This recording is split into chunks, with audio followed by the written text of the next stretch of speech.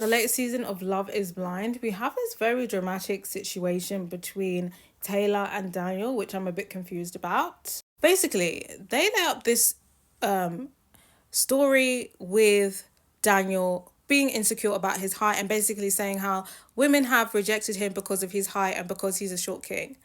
He's 5'8". Personally, I wouldn't classify that as a short king.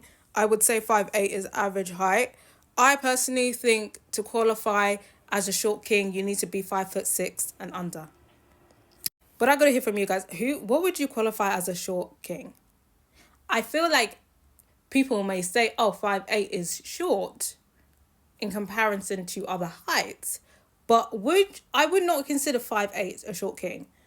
But that seems to be the chip on his shoulder. Like, oh, he's basically saying that he's lost out on all of his relationships because of his height. And that's why he's come in on Love is Blind, because height shouldn't matter.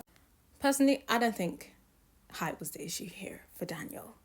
I think there are other negative traits that could be available, but he may be glossing over. And I think maybe he has perceived the rejection as, what could it be about me? It must be my height. I think that's what it is. Because personally, I don't think him being a few inches taller would change things. I definitely think there definitely is like people who may make less allowance, may, overlook things for people who are taller. But I feel like putting everything on height alone, like if you were 5'5", okay. But 5'8", I don't think so.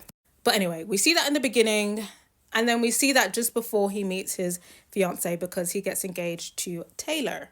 Then we see the first meet, and yeah, there's a little bit of awkward energy there. Taylor seems to be like kind of wanting to create distance between them, awkwardly like turning around and walking away when she's meant to be with him. So for me, I felt like Taylor was not attracted to Daniel, and it took her like quite a while for her to even say that she found him handsome. He's called her beautiful straight away. She said thank you, and she forgot to say that he was handsome because she had to remember to say it. Then basically after they meet each other and the doors close, we see more of Sarah, behind the screen before, the doors reveal.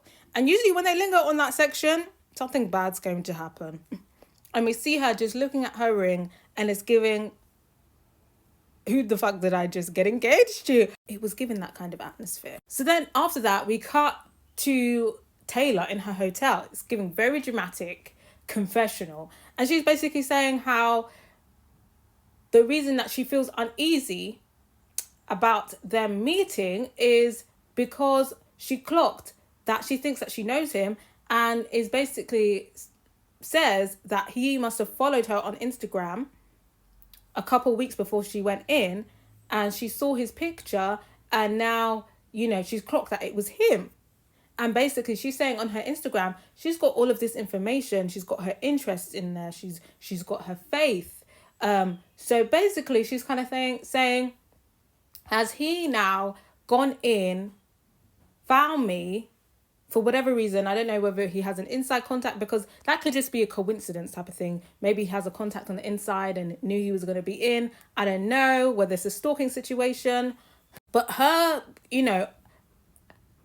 uncomfortableness comes from the fact that he may have studied her Instagram and tailored himself to her Instagram and what he thinks her interest would be, and essentially kind of cheating. Now she just feels very uncomfortable about the situation.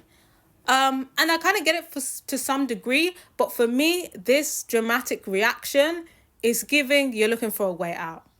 Because if you like the guy, it wouldn't be that deep. For me, it's no different than,